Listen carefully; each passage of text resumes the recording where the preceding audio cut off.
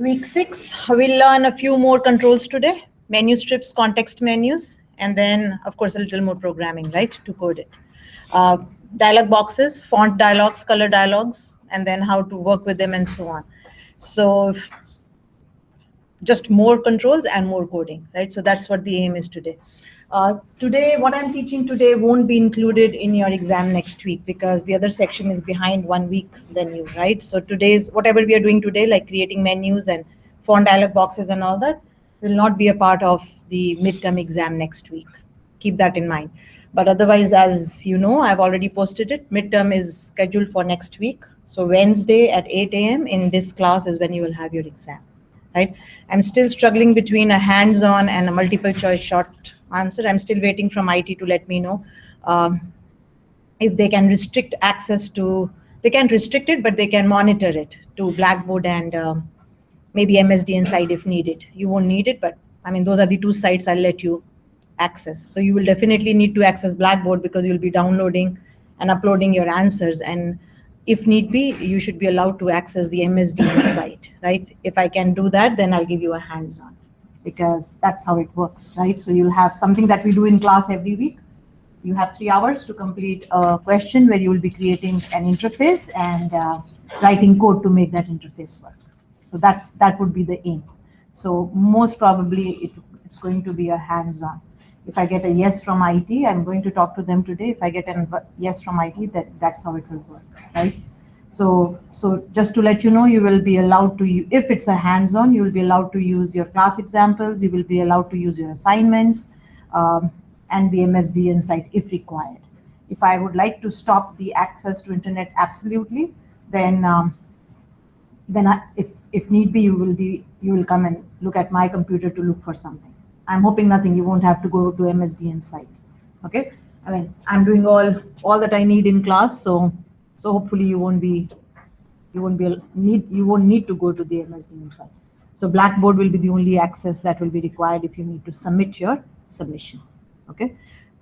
So that's how it is going right now. Worst come worst, if I don't hear from them or if I can do nothing about it, then either I'll have to rely on your honesty. That's one thing, right?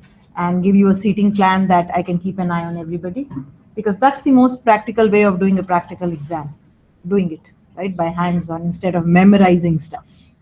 That you memorize the syntax and you memorize how it goes, and then you look at syntax in paper and say what's wrong with that syntax. It's kind of difficult, but that's how it is, right? So keep that in mind. As soon as I know, I will let you know. But whatever we've covered in class till date, excluding today's class, in the sense that I won't ask you to create menus, for example, because I haven't taught the other section. But otherwise, programming is programming. Whatever you've done from day one till date, anything can come. Okay, anything can be asked of. So that's the plan. So if I know of it beforehand, like by this week, I'll post an announcement on Blackboard. If I don't, then I'll let you know maybe by Monday, right? I'm just relying on them if I can do that. Of course, there will be a sitting plan here. I mean, as you see, we don't have many students. I don't know if I have more than these. So the sitting plan will allow you to work not beside each other, but across each other. So, and then I have to just keep an eye on your monitors. I'm not saying you guys are dishonest, but it's my duty that I check that everybody is just doing or following instructions, right? So we have to do that anyway. Okay, so what I'm doing is, as I said, I'll be adding more controls and more code to what I've been doing. And since I'm putting this on GitHub, it's kind of being version control, right? So everything new that I do kind of goes in version. So you can always pick up the last commit to see what was done. So I'm continuing with the same file, and I'll be adding more to it. So if you have this from last week, good. If you don't have it, I'm sure I posted it on Blackboard, right? So you can pick it up from there, right? So when I finish a week, I kind of post whatever I have done that week on Blackboard. But while I'm working, things are going on GitHub. So you can always look me up on GitHub by my name, Anju Chawla, one word, and then we are working on coffee sales, if you see, right? So it's going into Wednesday Wed, actually, not Wednesday Wed coffee sales is where it is going. Okay, so that way at least you have it while I'm working in class. So if you want to pick up from where we left off last week, it's on Blackboard. It should be a zipped file. You can unzip it. And then keep in mind, this was the file that had a little problem when I renamed it. So you'll have to go and open the CS project one to make it work. Now I'm not kind of trying to rename anything. I've started this. I should have started it a couple of weeks back. I'm just putting files in the right folder, so I don't have to bother even if they're named the same. Okay. So once you have it, open it up to refresh your memories. This is what we were working on last week. So you should know how to create an interface. You should know what a user-friendly interface is. You should know shorthand keys, how to create keyboard access keys, how to kind of relate, the shorthand key with the key. So I can do an Alt Q and it stays on quantity. I can do an Alt A and it goes on cappuccino. I do an Alt Q, it comes back. So you should know how to work. So remember, radio buttons and check boxes and buttons, you don't have to do anything at all to make it work, to make the keyboard access keys work. But to make this work, all you have to do is tab order has to be set in such a way that the tab index of your text box is greater than the tab index of your label. Labels don't have a tab stop property. Doesn't make sense. You don't stop on labels, but they do have a tab index property. Bless you. Right. So your aim is to in the tab order, set the tab index of this text box that is associated with the label more than the tab index of the label. And I just go next because there are more things to be said. So I just go next. And that way the Alt Q will start to work. Otherwise it won't work. And that will be a requirement. So your interface will have all these requirements of not being maximized, form border style being fixed, and so on. Everything will be included, whatever we've been doing in class. And keep in mind, the rubric will be such that even if you miss one small thing, you go to the lower level, the next low level. Sorry, did you say you make the tab order? Tab index of this more than the tab index of this. I'll show you. So if you go to view and you look at tab order, notice how 0.1 is greater than 0.0. To make a text box associated with the label. That's how you make the Alt Q work. Otherwise it won't work, right? So keep in mind that after you've created your form, you go, and this is the easiest way to do it. You could go in the properties and do it, but that's more work. So this is the easiest way to do it. Go to view, select tab order, and then select them in the sequence that you want. So you want to start from here. That's your first one. From here inside, notice how it was a group box. So inside the 0, they are numbered 0, 0.1, 0.2, and so on. So I've said go from 1, ask for the quantity, then let the user select the coffee, then let the user select whether he or she wants a takeout or not, then the calculate selection, and then next for next item. And then of course the 0.6 and the 0.7 are useless because these are labels, right? They are both labels. The amount and all these are labels. Remember, whenever a text box is used for output, please ensure that its tab stop property has been set to false. You don't want your tab to go to output fields also. And then the rest were not important because that was my only input, but I still kind of said, oh, sorry, I had buttons. So I went to new order and new order exit, and then to amount due, the rest were just output. But see that you complete it. Every tab index is unique. Don't give the same tab index to more than one controls, even if it is not operational, and set it from top to bottom, left to right. Kind of. You could do it the other way, top to bottom, right to left. But give it a sequence, give it a logical sequence of how you're asking the input from the user. The only thing that you have to remember is that if you start your tab from a radio button, so if I had started it from coffee selections instead of from here, the first radio button gets default on, right? It just gets checked and you can't uncheck it. There is a way you can actually use the auto check property and set it to false. I mean, there is a get around it. So just to show you, it is a lot of work, but that's okay. Let's go here. So that's my coffee selections. I'll go 1 here and 2 here, and the rest are okay. So I'll tell you the trick. I mean, it's just a get around, nothing else. So notice how cappuccino is selected by default. And you'll say, oh, you know what? Why don't you just in the load take that button and uncheck it? Let's try that. So if you go to the load procedure of your, if I do this, if I try that, and it was a radio button, so RDO something cappuccino dot check property. So it is on by default. I say, please shut it off. I don't want it to be on when it starts, and I try this. That's the most logical solution you would do, but it doesn't work. It just doesn't. It's a bug. But there is, just for your information, since it's a, this is what you could do. You could go to the design, go to the cappuccino button, and there is an auto check property, if I'm not mistaken. There it is. Make it false. Say, don't make it true. Make it false in the design. Auto check property is false. Okay, I should tell you what this auto check property is. Auto check, automatically check. So I've said false. Okay, let's try it again. I'm fine now, right? But now the problem is I cannot check it because I've said auto check is false.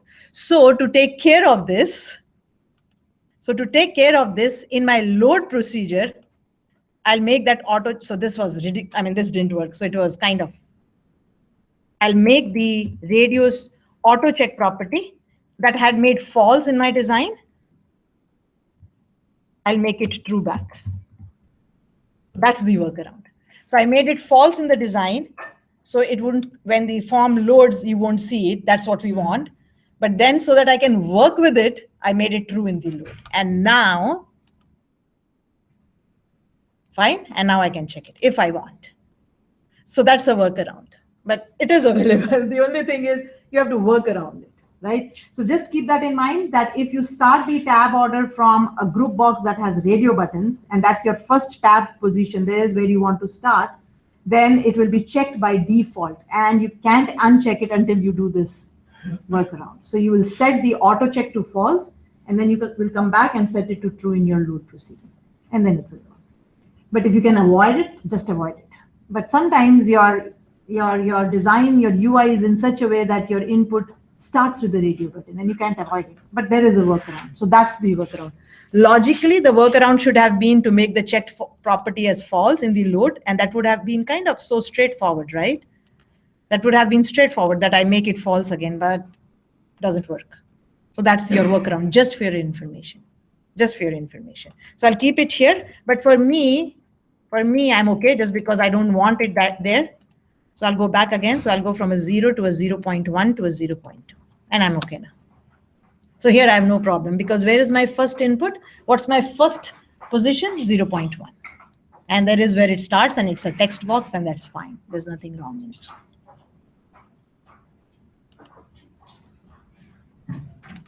There, right? So just so that you know, if it comes up in the exam, I'll definitely let this trick known. But now you're all here, so you know the trick of how to uncheck it. So check its auto check property, set its auto check property to false in the design and true in the load procedure, and it will start to work. Okay, but that's a bug. I don't know why don't they remove it, but it's not been removed since, I don't know, since I've started using 2008. Is when it started, the first one, or 2006, I think I used the first Visual Studio. It's always been there. So you kind of just work around it, okay? Just so that you know that if you need it in the exam, that's how you do it. But if there is something that I know will not work, and I'll tell you the trick. So now you know it, okay? Okay, so now today's aim, as I said, we will learn how to create menus in a form. So that's your next control. You've done quite a bit of controls. You've covered quite a bit now. So we are only kind of left with, not only, we are left with in the simpler form with menus and context menus. Context menus is something when you right click and it comes up. That's called a context menu. And this is called menu, right? So that's what we'll learn today, how to create menus and context menus. And then, of course, some dialog boxes, how to change the font and color of when the program is running of something, of your output. That's the another thing that we will learn. And of course, how to code it then. And then after the study week, I'll start working with arrays, and that's when I'll start working with combo boxes, lists, and so on, because they're all related to arrays, right? So for your section, I am going on schedule as my syllabus says. Unfortunately, with the other section, I'm trying my best, but I can't get them to the same status as you. But whatever it is, right? 3 hours is not a short time. Okay. So for the same form, as I said, you can pick it up from Blackboard if you like. You can take it from GitHub if you like. Whatever works for you works for me. So I'm going to put this on GitHub as I go on. Okay, so let's start. So how do you get a menu on the form? If you'll notice, there is a menus and toolbars option in your toolbox, right? And there are two. There is a context menu strip and there is a menu strip. So these are the two that we will use today, right? So the context menu strip will basically be something that you can right click and do. So let's do the simpler one first.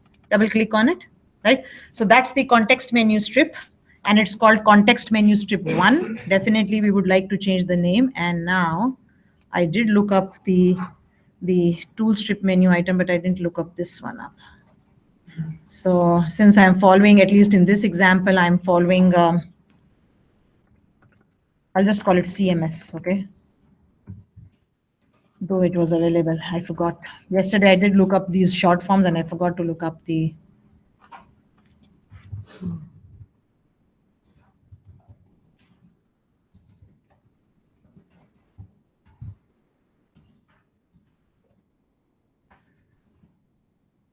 there was one on GitHub,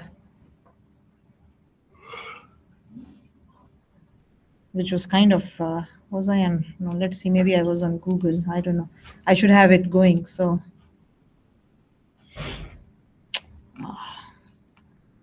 operator C#. There was one on GitHub, which was kind of neat. They were all there.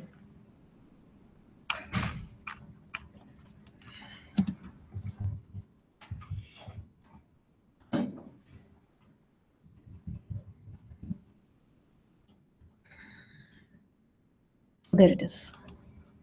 Right, so I found this yesterday and kind of I looked up what I needed. So example, the group box. So we've been using mostly the correct ones, but like not all of them. I haven't used all of them yet. So the menu, there it is, CMS, context menu strip. Notice how it is, the short form is CMS, right? So since we are using short forms, again, you could have left it as, I don't know, some of, I see when I come around and check the assignments, some of you are using the full form context menu strip and I'm fine. It's no problem at all, right? You use whatever you like, but be consistent throughout your code. So as long as you're consistent in the project, I'm okay with it. And they're both popular. I think this one is more tedious because you have to know what they're called, the 3-lettered word you have to find out every time. Anyway, so this is my context menu strip. I don't know, what would I like to call it? I don't know, context menu strip options. Here, I'll just call it options, right? And what this will do is it will create this context menu with the form. So anytime with the form, right? And anytime you right click on the form, it will come up. That's what it will do. You could create a context menu with any of the controls. I'm just doing it with the form because it's easy. Okay, so that's what I've called it. Okay, and you start typing here. So what would you like to put here? We have exit for sure. So let's try to put exit at least to begin with. Then as I add more, maybe I'll have a summary. I need a summary. I'm going to do a summary too. So something like, I don't know, summary or exit, whatever you like. I will be doing, oops, where did it go?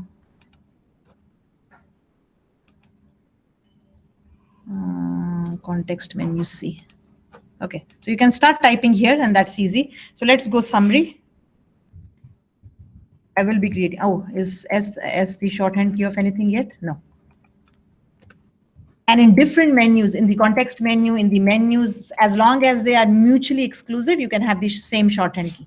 So I'm doing an and summary and I'm doing an exit. I'm just putting two of them. Okay, so I have two. I have a summary and I have an exit. That's what I have in my context menu. Okay, so this summary we haven't done, but we will, yes.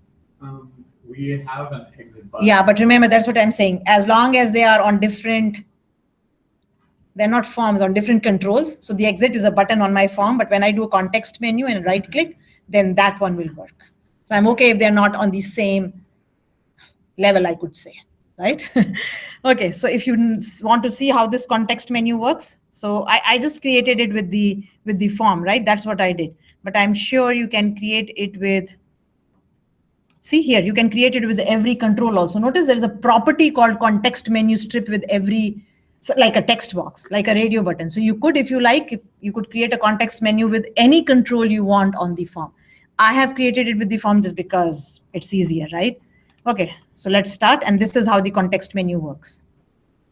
I haven't yet added code to it, but if you're anywhere on the form,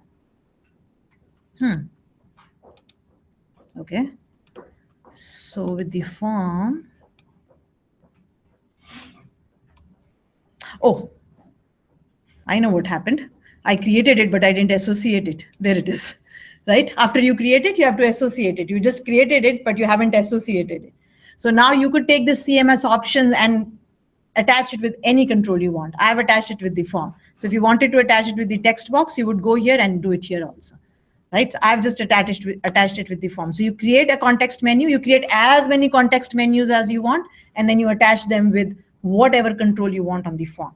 So forgot that, of course it won't work. Now try to do right click and there it is. Right? That's what a context menu is. Right? Now these alt keys are always a headache. So you always have to press alt before they come up. So I think I'm right that we can double check, but I think I'm right as long as they're on different levels and you want to do the same thing like exit. And none of these will work right now because I haven't written code for it. This exit will work. We've already written code for it. Okay, but that won't work. That's how you create a context menu. Okay, let's create a menu now. So for the menu, double click on the menu strip. And this is where the menu strip will come. So the menu strip is always on the form. A context menu can be associated with any of the controls. Okay, so this is what I'm going to do. You can start typing right here, right? So that's your first one. So all I did was, oops, I've lost it. All I did was I double clicked on menu strip and you can start typing right here. Okay, so that's all you do. You start typing. Okay, so I'm going to create a file one and I'm going to call it and file. Now notice this was an advantage. This was an advantage in the previous one when you used this way of naming your files. Notice how it has already said file tool strip menu item. Now, since I'm using the 3-lettered, and this is actually 4-lettered, and I have to do more work. So for your information, the context menu, the shorthand is TSMI, tool strip menu item. If you're following my conventions and I'm following the book's conventions, the TSMI, it's not a 3-lettered, it's a 4-lettered one, but this is what it is, tool strip menu item, right? So what it is saying is on your tool strip, this is a menu item. These are all menu items. So if you are using the other convention where you keep the full name at the end, you can just leave it, just make F capital. Right? That's what you've been saying, past that. I'm trying to add it to my form, and it's just showing the context menu strip is none. And it won't let me select the summary that I just created. But did you create a context menu before you associate it? Did you create one? Then where did that go? See in your form if there is one that you created? Right here, right? No, that's a menu. Was it a menu or a context menu? Okay. No, that's like a menu. Oh, right. Yeah, it's a menu. See, tool strip menu. Yeah, you didn't add a context menu, you added a menu. So there is a little difference. If you need to add a context menu strip, you will choose this one, the context menu strip tool item. If you want to add a menu strip, this is the one you will use. So first I showed you how to add a context menu. When you double click on it, it will come up, give it a name and associate it with whatever you want.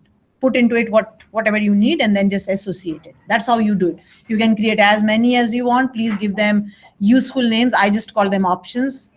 I couldn't think of a better name and I associated it with my form. Now I'm creating this, right? So I've created this file menu system. And now what do you want under file? Start typing here. So I'm just creating a menu, just create it with me. So I'm going to create the new order here. And we'll change names afterwards, right? Under the new order, I'm going to create summary. I haven't done summary, but I will. Now, if you want, you can do this. If you want a line, oh, this is always here. Here. If you want a line like a separator, put a separator here. And then in the last one, I'm going to put an exit. And exit. I'm using the same shorthand key because I'm safe. I know I'm safe. So if it kind of looks like this now. So just type underneath it. So new order, summary, and exit. And this line, to get this line, you go here and without going into it, right click and get a separator. So that's the line that I got. The separator is the line I got. So it's an item. Now, if you look at the names it gave, and they're quite good names, except that they don't work for my at least. I don't know how you are doing. So I'm going to call it as I've been doing, CSMI, control strip menu item. No, sorry, TSMI, tool strip menu item. And this is another learning curve to remember their names. And I'm going to remove it from here. Right, so that's my new order. This one I'm going to call TSMI. Oops, wrong place. Wrong place. But it will only do it once. If you change the name again, it won't do it for you, which is okay, which is good for me, at least for now, because I made a mistake. So this is the first time I thought, oh, this is more work, because just because they are bigger, right? There, that's my, I'm just changing their names. This one I'm going to call TSMI, tool strip menu item exit. There it is. I've changed their names. If you're following the other convention, you don't have to. And this we already changed. So they're called TSMI file, TSMI new order, TSMI summary, and TSMI exit. That's what mine are called. Okay. If you now want to create another menu item, just click on the next type here and start typing. I want edit here. So I'm going to say edit, enter, and start typing here. And it's calculate selection. And once you have it, you can always remove the buttons from, or you can keep them at both places. Clear item. The separator.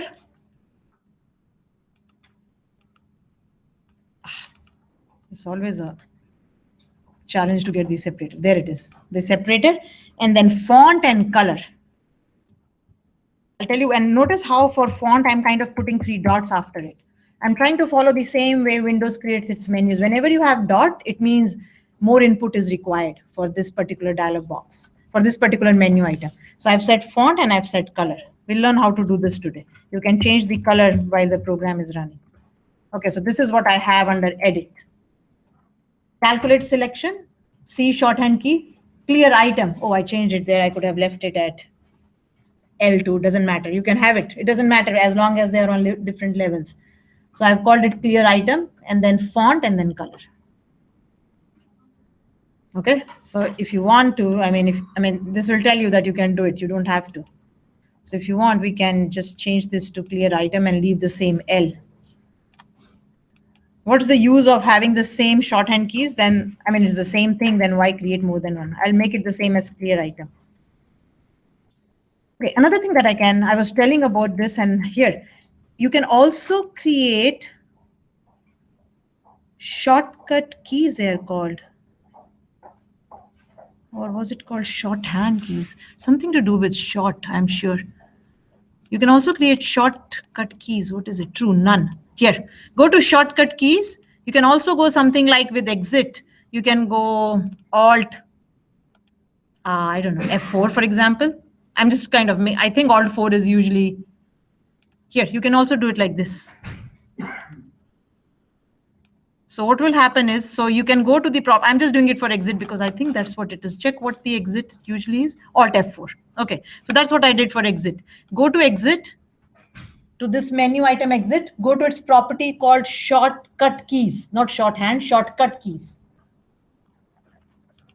And it's an ellipse. Open it up, and then choose whatever you want. So I said Alt here. You can do Alt Shift, Alt Control, Control Shift, whatever you like. And then I chose a function key from here. So this is how you can set shortcut keys too. They're called shortcut keys. Of course, you want to show it. That's how you show it. If you don't want to show it, then you can go show shortcut keys as false, which of course doesn't make sense, but you could. Then the user says always there. So that's another way of creating a shorthand. So now exit will work with Alt X, will also work with Alt F4. It will work both ways, right? So you could notice some do have shortkeys. Notice how they have Control S, Control Shift S, Control P, Alt F. So you can create these too. You can create it for whatever menu items you like. I've just created it for exit. Okay, so that's under file, that's under edit. Okay, now the same work. Okay, so we'll have to go TSMI if you're following my conventions.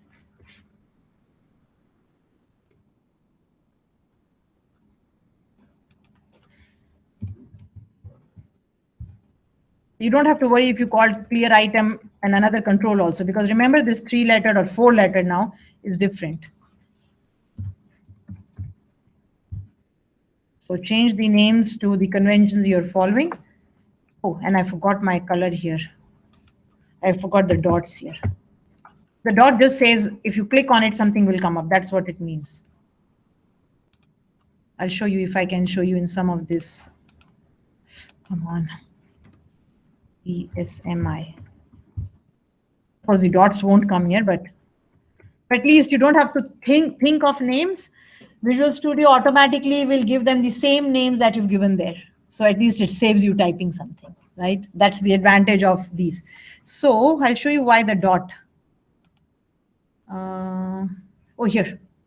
See, if anything that has 3 dots, if you click on it, you get another window that you have to respond to. So that's the convention of putting 3 dots in a menu item, right? That's what it means. So I'm just following kind of the same thing that they do. So whenever you see 3 dots in front of a menu item, it's going to ask you for more. And that's exactly what font and color will do. So when you click on that font, it will ask for which font do you want. When I say color, it will say which color do you want. So that's why I have put 3 dots in front of it, trying to follow the same conventions in a Windows form. That's all I'm doing. Okay, let's go through the third one. I'm going to do a help menu here. And also today, I'm also going to maybe create multiple forms for you, if I can do that. Okay, so there. So I have a help and I have an about.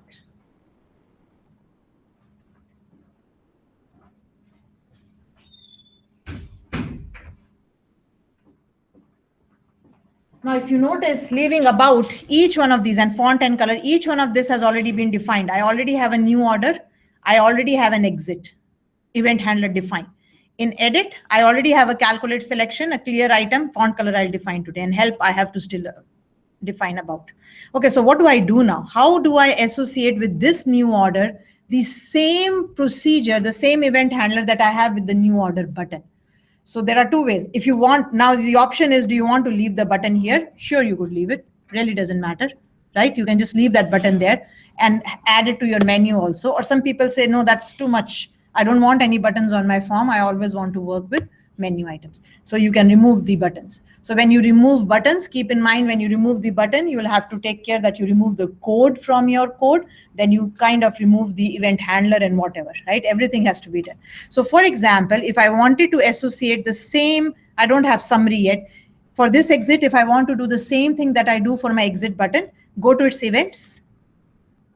And in its click, choose the button exit click. So whatever you've done, you have wired this menu item exit with that procedure that you called button exit click. You'll say, oh, I don't like that name, button exit click. Change it then. Like, remember how I did it for radio buttons? Change it. So you can remove the word BTN in front of it, and then you can go and change it in the designer file. You can do that. Because then these names kind of say, oh, I'm only associated with the button. So similarly for new order, you go to new order, go to its click, and associate the new order button, new order click. So I'm not changing names right now, but that's a small thing. But this is to show you how you wire the same event with 2 different controls. And you've done this with the radio buttons last week. But now you can do it with anything you want, right? What do you do with edit? Do the same thing. Go to edit, go to calculate. You don't have to double click on it and copy the code and everything. Now that's another way, but that's not a correct way at all. You could double click on the calculate selection. You will have your own stub event handler, and you will say, okay, let me copy the code that's in the calculate selection button and put it here. Copying and pasting is not an option of sharing, right? It's not sharing. Sharing is the best option. Why? Because when you share, if you make a change, every control sees it. When you copy and paste, then you have to make the change in as many places as you made the copy. So copy and paste is not an option. It's not a good option at all. It is an option, but it is not a good option at all. So you could do it. You could double click on calculate selection here. You could copy the paste that is already in the calculate selection button code and copy it here. I would avoid it. I don't have that click option there at all for me. I don't know why. Because I think you're not on your events, Oh, right? We are now working with events, right? okay, yeah. Right. So these are events. So you should, if you go to calculate selection, you should see this event, and this is by default it is because that's the one that kind of works. Okay, so calculate selection, you can check there it is, button calculate. And again, you could change the name first and then do it. It's up to you. I'm not bothering with that because it's just more time. I have a lot to do today. And then in clear item, go and select the button clear click. So now all of these menu items will work the same way like your buttons are. Would you like to give it a try? Let's start, okay? So we've already checked, we've already done try exceptions and all that. So if I give a quantity of 1 and I go cappuccino, right? Oh, did I set it to, I thought I did, right? I set it to true back from false. Or did I comment it out? Must have done something. Therefore, it isn't working. Didn't change the visibility for the bus. No, I'm talking about, oh, I forgot to, I didn't want to, I can't remove this. Oh, why is it? Oh, okay. So when I was showing you that I'm going to change the order, that's when I messed it up. Okay, so let me get it back to my normal.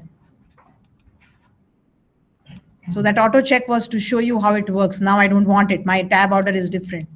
Where is the auto check of my radio button? Auto check property. There it is. Make it back to true, guys. That's why it's not working, right? Okay, let's work now again. Okay, so let's give a quantity of 1. Let's give cappuccino. We definitely know this button is working. The calculate selection is working. Go to edit and go calculate selection. And it will still work. All you've done is you've wired it to the same event handler, right? It will work now. It will just work. They just work now, like anything else. So, I mean, of course, the font and color here right now will not work, but Alt-C will work. This is with Alt, it's kind of, it's such a nuisance, but anyway, there it is. So they will work. I mean, all you did was wire the same event handler with the same button. So it will work. Okay, so those are working now, right? So under file, the summary I haven't written at all yet, so I have nothing to do. And I have new order and then I have summary. Now, if you wanted, you could remove the new order button from your design. You can just select it and you can delete it. Keep in mind, when you delete this, it goes from your design, right? And then it will also go from your designer.cs. Why don't you just make them visibility false? I can, but if I don't want them, why would I even keep them? Right? Visibility false just means they will be grayed out. They'll always be grayed out. So if I don't need them, I can remove them. If you want to keep them, sure, it's up to the design, whatever you're creating in your user interface design. So if I want to remove them, so I'm saying there is an option of removing them. So if you don't want it at both places, there is an option of removing them. Some UI designers don't want any buttons on their screen. They only work with menus. That's whatever you want. It's not a big deal at all. You could just remove it. Okay, now let's look at this help about, right? Under help, I have an about. Now let's also do multi-forms today. I could have just created, when the user clicks on that about, I could just say message box.show and give an about. And that's what about is. But just because we are doing it, let me also now kind of go into multi-forms. If I wanted to create another form with about, actually it's very easy. But if I wanted to create another form, this is how I would do it. So this is what I want to do. When the user clicks on about, I want a form to come up, right? Another form. We've only been working with one form right now. I want another form to come up. And then in that form, I will have information about my coffee shop or whatever about the application. And then I'll just kind of have an OK button. Now, there are two ways you can do it. By default, there is a form called the about form that you can create in Visual Studio, right? You don't have to worry a lot about it. I'll show you that one first. Okay, so now this is what I do. Go to your project, add a Windows form. You will notice that you have an about box, it is called. There is an about box form already in the listing of forms. Notice how it is Visual Studio. And if you kind of go Visual Studio, you can go Visual Studio, and there are the forms that are available. And this is what you use. You usually use a Windows form. That's how we start. You could do this. I'll show it to you in another option. Here, I'm going to use an about box form. Use it. Take it. So I'll call it about box if you like. About box 1 is not a bad name. It's fine. You can call it about form if you like. That's up to you. The box just kind of will let me know that I took its default and say add. As soon as you do this, you get this. So what does it have? What does it have? It has a picture. It's just a picture box, right? It has a text box. It has some labels. So it kind of says this is what you will put on an about form, right? So for example, if you don't like this picture, and of course I don't like it, it has nothing to do with what I want. I'm going to maybe go to my image, and I have none. So I'm going to import. And remember, we had a coffee one somewhere. I had it somewhere. So I'm going to look where I had it. I had a coffee one sitting somewhere, I remember. Now I can't remember, of course, but I think I put it somewhere in my courses. So just get a coffee picture. I'm just trying to get a coffee picture. That's what I'm trying to do, okay? And I'm adding it to my, I had it somewhere. I think we had it in promotions. Oh, there it is, right? I have clothing and equipment. I don't have coffee. Oh, well, I'll have to search one from the web then.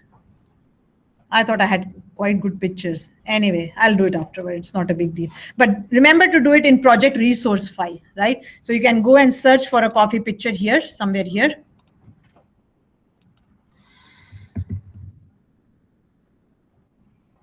Coffee donuts. Let's go images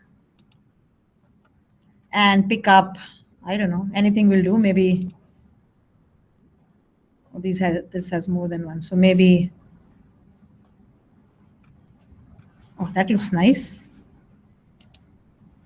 So I'm going to save this, copy the image, or maybe just copy the image and put it somewhere here. I'm just in the wrong. Yeah, okay.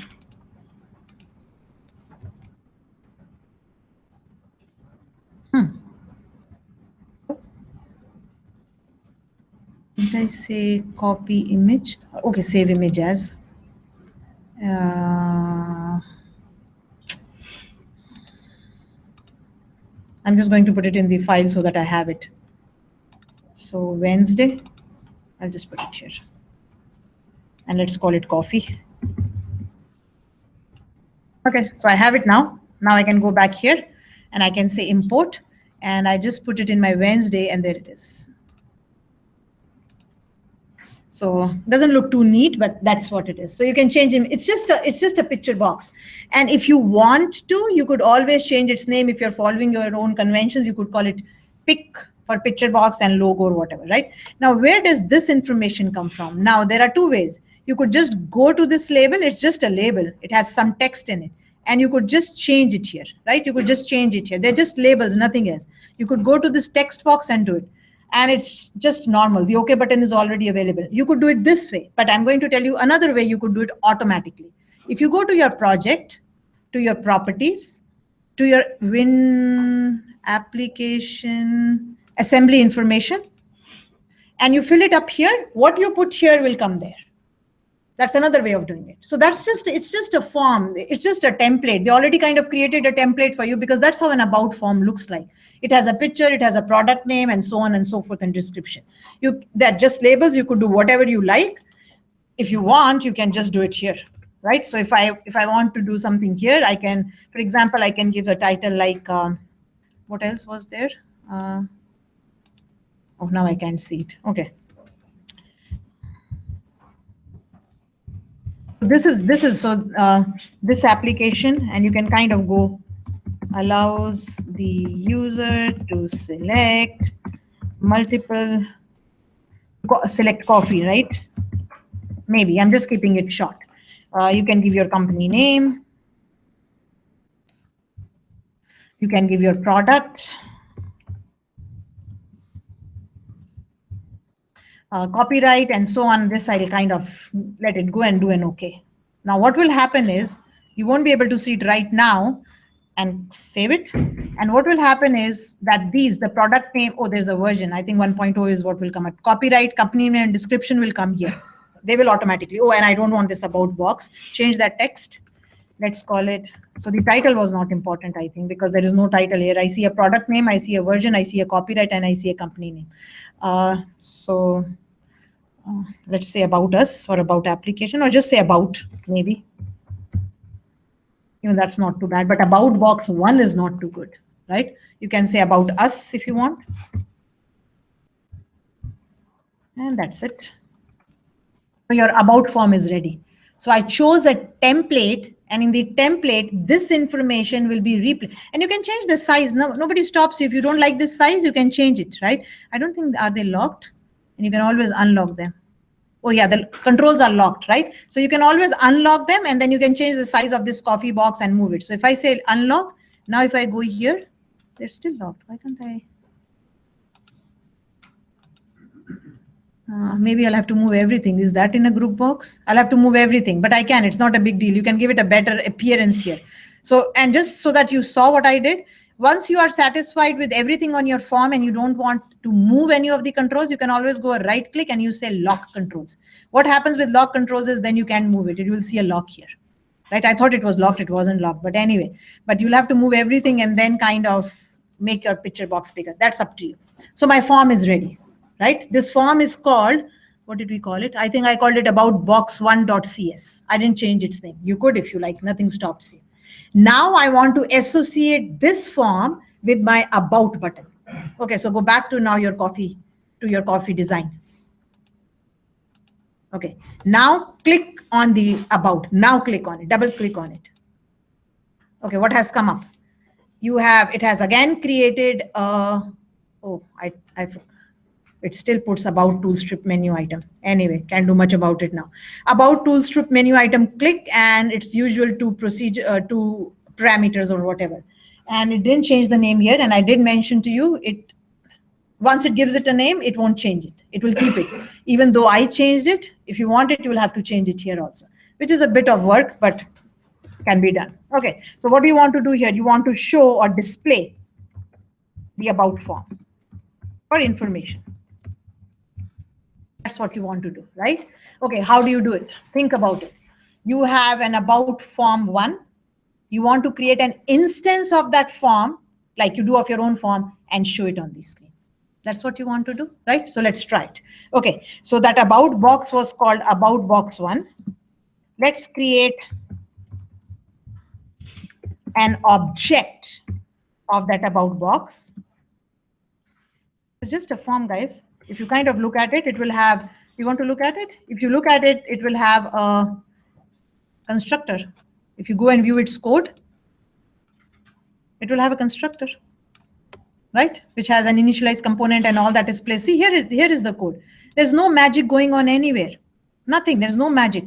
Notice how it is picking up the title and putting it in the first one, picking up the product and putting it in the second label, picking up the version, and all this is coming from assembly. And that assembly information is what I changed. So I've called this constructor. So go back here again. And where were we? And here. And now display it. So information dot show dialog box. The difference between show and show dialog, I'll tell you in a minute. In a show dialog, you will have to respond to the OK button and then it will close. Whereas if I say show, I can jump to another form without doing it. I'll show you both of them. Save this. Now open your form again. So though you're not able to see it here, you're not able to see the information here. You've made that change in the assembly and you've done it. But when you run the form and now go to help and then click on about, see it comes up. So the coffee sales app is the product name. The version 1.00 was already there. I didn't change it. The copyright was already there. I didn't change it. You could change it to whatever you like. The company name, I changed it to AKC Limited. And the description, this application allows the user to select coffee, was in my description. The picture I changed, about coffees. Oh, the coffee sales is coming, the title is coming with that about, after the word. I said about us, it said about coffee sales. Oh, so this is the title. This is coming from your assembly information too. I thought I didn't see a title label. There is where the title is going. So that's coming from assembly information title. That was the product name, version, copyright, company name, description. So all this information has been pulled from the assembly that you created. If you don't want to use the template, nobody tells you to use it. Create your own form, put whatever you like on the form, create an object of the form and do it. And I'll show you another way. If you still want to use the template but don't want to associate it with the assembly information, then you'll have to go into the designer file and change the code, which you can do again. Nothing, like whatever you like. I just used the template because it was less work. And I wanted to show you that there is a template that is available for the about box. And if you now click on OK, see, I can't leave this. That's the show dialog. That's what show dialog does. You have to respond to the form to come back to where you were. That's the difference between show dialog and show methods. Okay, so I can do this. I have to respond to it. And how will I respond? There, and I'm back. Okay, so that's what I've done. So you've seen another, so you are kind of seeing a multi-form application today. And it was not so tough. You just created a form, you created an object of the form, and you said, here, show it on the screen. Okay. Okay, now since we are doing multi-forms, let me finish this off. I'm now going to add another form. So go to project and add another form.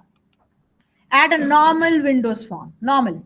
There's no template for it. I'm not using a template now, right? I'm just showing you. I'm going to call it splash screen. A splash screen is a screen that comes up on the screen, on the display, before the application loads. Why do we have this? Suppose your application is very large and it is taking time to load. Usually you will see in some applications, the sandbox comes. It says, I'm doing something, I'm doing something. And I'm just going to show, while my applications are so small, they hardly take any time to load, but I'll force the splash screen to come on the screen, and then the form will load. Okay, so that's what I'm going to do. Okay. Yeah, right. That's what I'm doing. Just something that will come before this actual form, the actual application loads. And I'll kind of make it, right? So what am I doing? I added another Windows form called splash screen to my form. Say add. It's just a form. Okay, now what do I do? So I'll kind of, bless you. Now you could do whatever you like. You could put an image on it. You could kind of say waiting for the application to load, whatever you like. It's up to you, entirely up to you. But try to be consistent. So what I'm going to do is I'm going to put a picture box in it. Just because I have one on my, and maybe, I don't know, what else could we do? I'll give it a size which will look good on my, I'll use the same image, okay? That's my coffee shop image. And then maybe, I don't know, a text box. A rich text box if you want. You can, in a rich text box, remember, in a rich text box, you could format your input if you like, or a text box, whatever you like.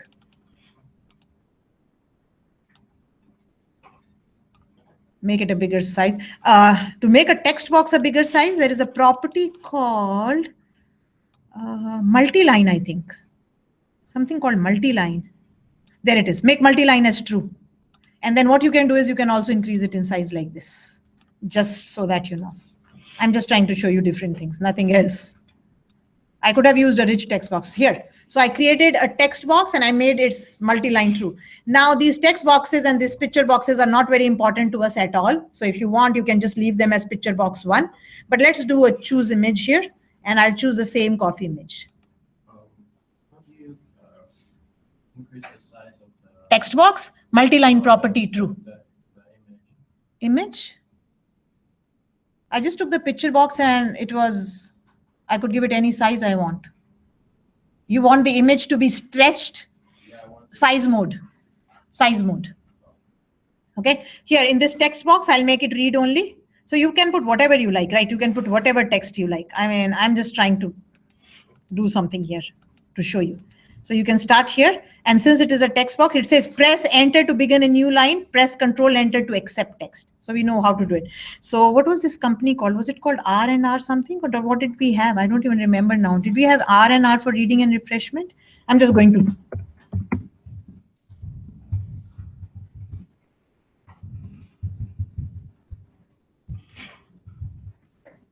Right? So you can kind of go this way, and it was control enter. And then if you want programmed by something, whatever you like. Just showing you how to create a splash screen, and I called it splash screen because it will splash before the, oops. So I took a text box, I made its multi-line property as true, and now it has a bigger text box. And I think it said control enter if I'm not mistaken. Yeah, there it is, control enter. Right, so it says R&R for reading and refreshment. I could do better. If it was in one line, it would have been better. You could, if you can increase the size, nobody stops you, except that it kind of become untidy, but there it is. Bring it back here.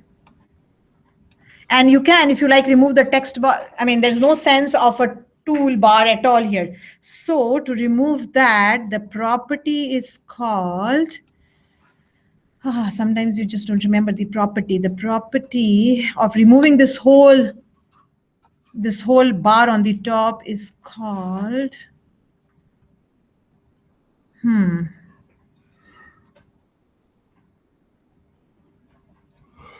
I can't get it. I can't recollect what it was called. There was a property where you could just remove the whole thing.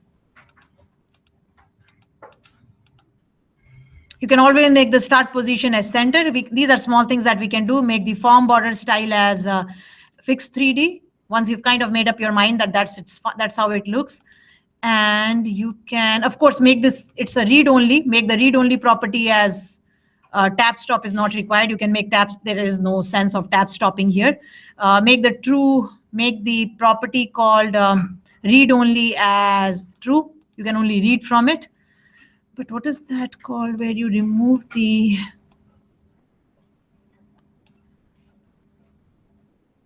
I can't recollect it. When I see it, I'll know it, but I can't recollect the name. What is that thing that shows like a bar that there's something? Oh, yeah. I know what you're saying.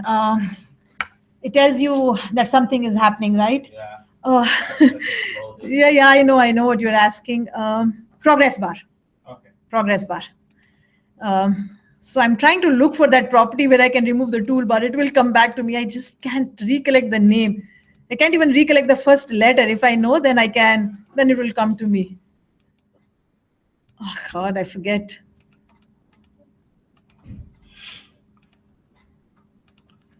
So if you want to move this a little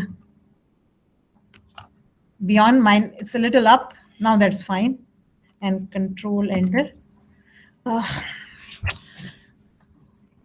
And I showed it when I was doing it in the first class. I remember I said you could remove it, and now I can't remember it. You can do word wraps if you like. You can make it false.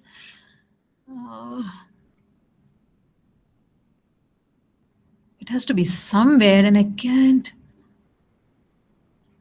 Do you think it is something in form border style? Let me see. I don't think so. Oh, there is no, that's a border style. Okay, so that's not it.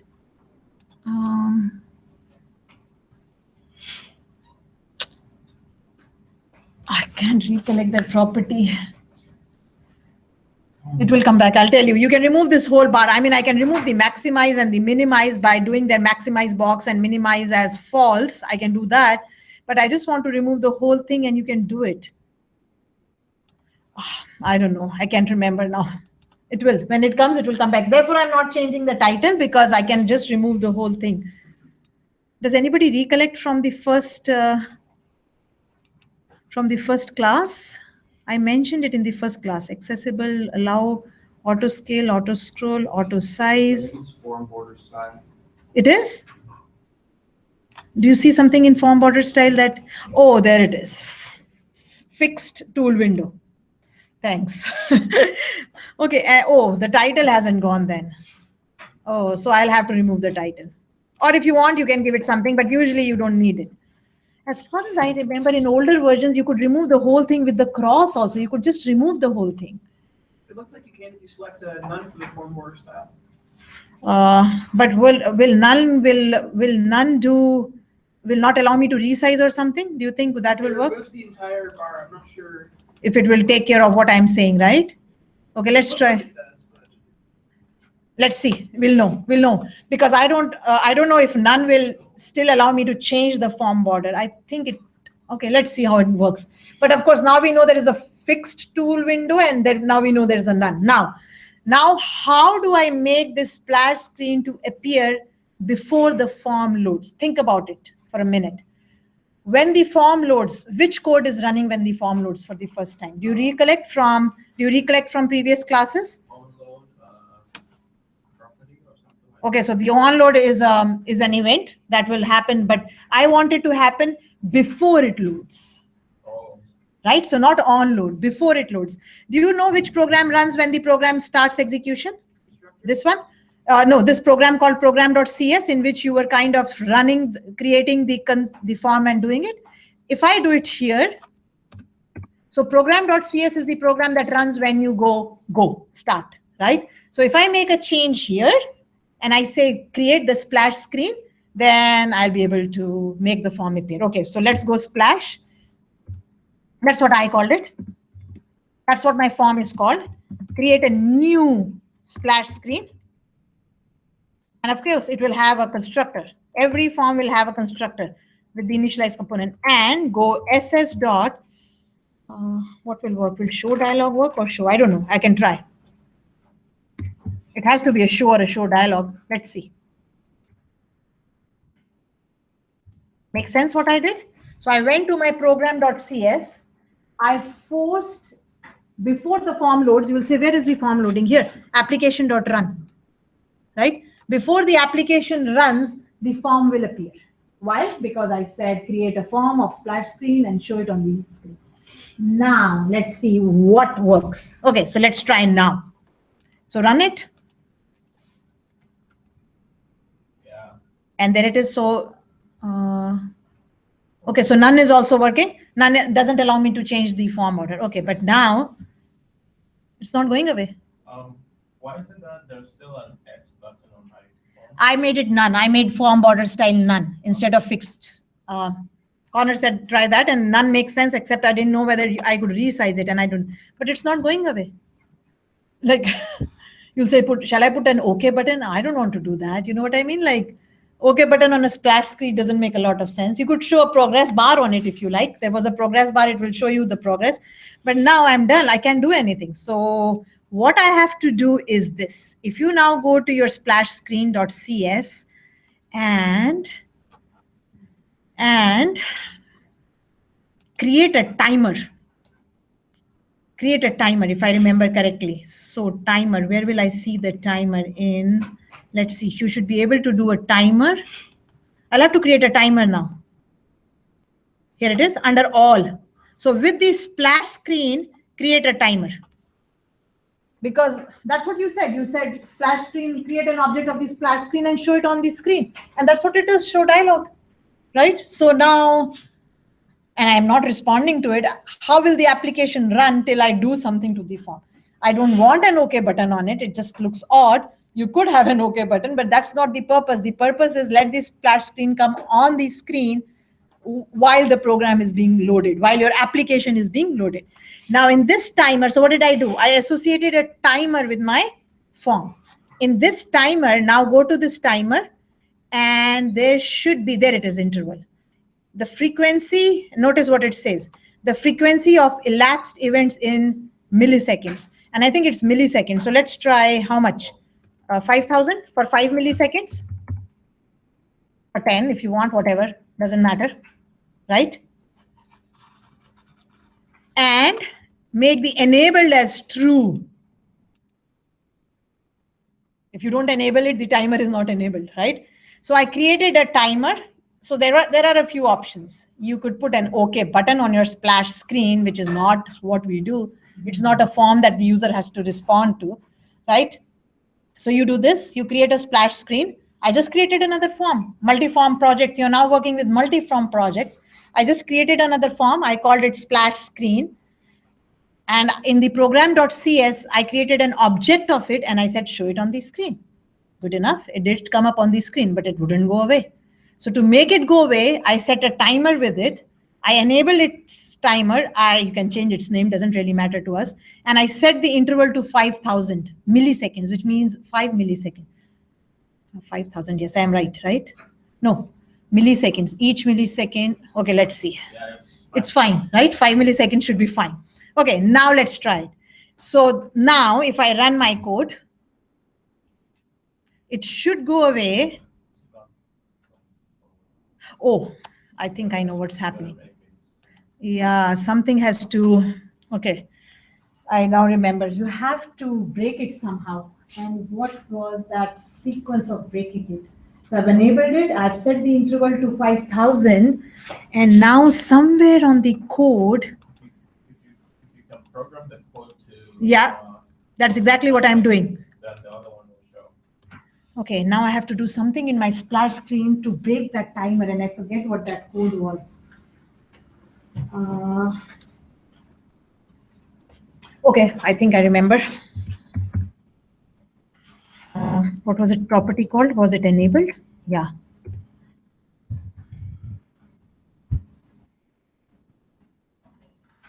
If I do this, it comes up. Okay, let's try. But you have to break it. Okay, I'll have to find out. I've forgotten how to break it now. It's not working this way. I'll figure out in the break, because you've set the timer, you've set it to 5 milliseconds, but now you have to break it. And that breaking has to come. This is not working. This is the only one I thought I'll make it true or whatever, or false, but yeah, I have to. Wouldn't you just double click the timer in the form and then program it in? Okay, is there something there I can do? Private voice timer 1. Okay, let's see.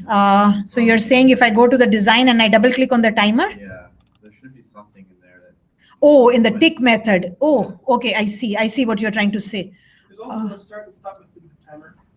There's a start and stop at the timer? Yeah, there are a few ways. So maybe make it disabled. Yeah, there has to be done. It's just a control. You're saying that there is something with the timer here. Where do you see the start and the stop? That's the property. No, it's actually in the .cs file. I can do timer1.stop, and it's a function. You mean in the splash screen design? No, in the splash screen.cs. Yeah, in the splash screen.cs? Yeah. Like after initialize component, I typed timer1 dot and stop is an option. Let me see what you're trying to say. So initialize component, where is my initialize component? You have a hover right there. And then just say timer1.stop? Yeah. There has to be something like, and that's another one. You're kind of also on this right track. It just has to. Okay, let's try that. Type in timer 1.tick. Yeah, or call the timer1.trick and stop it here. Yeah, there has to be. I kind of forget. I mean, it's just logic, but where to put it is the right one. No, it's not stopping. I think with every tick. Okay, I'll figure out. I mean, it's not a, yeah, so there's something that has to be done. There is a start and a stop method, but you have to just manipulate it a little, and I can't recollect it off my head. I'll Google it and find out. But that's the idea. The idea is to set a timer and then somewhere to shut it down, and that's enabled isn't working properly, stop isn't working, but something will have to work for sure. And I think it is something to do with your tick. You're right.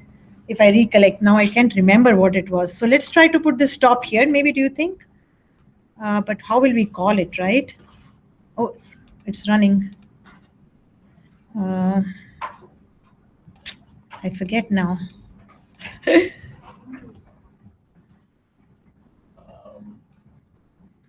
Let's see. Tick, tick, tick, tick, tick. No, that's not 5 milliseconds. Try using the show and set enable this one to be false after 5 seconds, and then make the other one true. Come again. How many timers do we have? We only have one timer, right? One timer, Yeah. I'll figure out, don't worry. I will. In the break, I'll see it. Okay, so I'll show you how it works. The splash screen for now, I can, but I will. So what have we learned? We'll take a break here, but what have we learned? We've learned how to create a form from scratch, of course, right? We did that long back, 6 weeks back. But we've also now added more forms to our project. I have a splash screen, which I added, and I made it appear. Now I can make it go away, which I will. And then I added another about box. I used a template just because it was easy, But you could have created a new form, called it about whatever, and it would have worked perfectly fine. So the aim was to show you that you can choose a template if you like, or you could create a form from scratch if you like. Both cases, okay? And one comes up. So I had to, and the logic remains the same. The concept remains the same. Whenever you want to show a form on the screen, you'll have to create an object of that form. They're just classes form. They're just code, right? They're just classes. You create an object of that form and you show it on the screen. Okay. So I've used the show dialog. If you want, I think I can try this one. Where was it? All over the place. Coffee sales. No, we want to close that. Let's close all of them. So the difference between show and show dialog is this. So let's try the show method, if I'm not mistaken. I think that's what I remembered, that show dialog, you had to respond. Oh, I can't do it right now because my splash screen is on my head. Let's try to do this very quickly and see the difference between show and show dialog. Okay, let's do it. I've removed my splash screen for a minute. Okay, so now, if I'm not mistaken, that's the difference. Here, see? That's the difference between show and show dialog. The show dialog, you had to respond to it before you could go to another form, and show will just kind of, it's somewhere behind the scenes. There it is, right? That's the difference between show and show dialog. So whatever you want to do with it, okay? So that's the difference. So I've kind of gone with show dialog just because, and you'll say sometimes about is okay, about is some information, but suppose you had a help menu, and you would like to keep it in the background and just be there for all time to come, in the sense you want to go back and keep looking at it, then I would have used a show method instead of the show dialog method, because I don't want to keep closing it and opening it again and closing it and opening it again. So if this was just an about information, which I can see once and it's done, but if you had some help, kind of help that you wanted to show to the user always, you could use the show method and it will stay in the background. So we'll learn about how these forms have to be closed when the whole application needs to be closed. For now, since I am not using, these are just simple forms. I'm not kind of, nothing to do with my logic, but when you start doing files and more complicated stuff, and you move from one form to another, then you have to learn how do you close the previous form and so on and so forth. Here, they're just like, they're not attached to my logic at all. They're just about, and they're just the splash screen. Okay, so that's about multi-form project. Plus also we've done menus and we've done context menus, but we are still left with two more things. I want to show you how to create a font dialog, a color dialog, and then I want to complete that someday. So we'll take a break of 20 minutes, come back. By then I'll figure out how to make that splash screen. I figured it out. Okay, good. Let's see what you have, Spencer. So in the timer 1_tick. Give me 1 minute, one by one. Let's go to program.cs, remove the comments, and then go back to splashscreen.cs. Yes. Okay. So this method just initializes when the timer ends. So I just put this dot close. Oh, you close the whole form, right? This dot close, the form, yeah. The splash screen. Right, because this dot close will close it. So you've put it in tick method. Yeah. So because the tick method is being called every, I don't know, millisecond or second or whatever it is. Yeah, that's one way of doing it. Yep. But there has to be, I don't know. I can recollect. Maybe when I see something, I will. But yeah, that's another way. Definitely, that's another way. You could do this, right? So we were trying it with stop and it wasn't stopping. But in the timer tick method, this timer tick method automatically gets called as the timer ticks and it will close the form. And after how much time? After the time span I gave, the 5,000. So that should work. Logically, the stop should have also worked. But anyway, let's see. I used an if statement. Yeah, but there is an easy way. You don't have to use it. There, 5 seconds.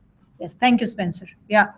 So the timer tick is called every 5 seconds, right? Why? Because the interval of my timer was set to 5 seconds. 5,000 milliseconds is 5 seconds. So what happened is when it is called, it just closes the form. So the stop wasn't working. Maybe the stop has a different, let's see the stop. No.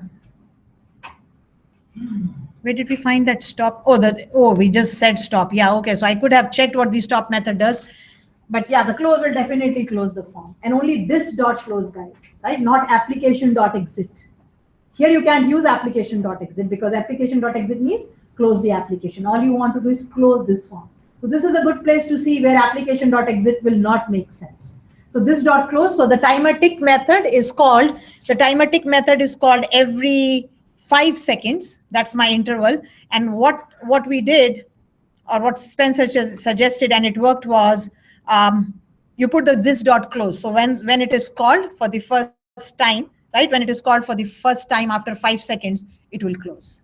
So the start and the stop is something that I'm not very sure of what they do. Maybe, you know what? We can say timer 1 dot stop and see what they do. What does it do? Let's bring our mouse over it. Stops the timer. Oh, it stops the timer, just stops it. That's all it does. Yeah. Right, it just stops it, which is basically saying I'm not working anymore, kind of stuff. So that's why it wouldn't work for us. It just stops the timer. Okay, so this dot close is definitely making sense. I'll still try to see, because I don't know, I can't remember it off my head, but if I Google it and I see something, I'll let you know. But that looks to be quite logical, that you close the form after 5 seconds, right? Now this is again forcing the form to come up and closing it after 5 seconds. If I could do something like that, it automatically closes when the application is loaded, is something else, right? Is something else. But this is just showing you a splash screen that it can be manipulated by coming up and closing, okay? Which is not saying that, oh, it will automatically close when the application loads. And there'll definitely be some way of doing that too. We'll have to look into the event handler of loading, and then when it's loaded, then we'll say do it. Joel. I'm having this problem where you know how you did the multiple whatever thing. Okay, give me a minute. I'll when I do in the break, I'll come and let you know. Okay. Okay, so we'll take a break here, right? We'll take a break here. Please come back after 20 minutes.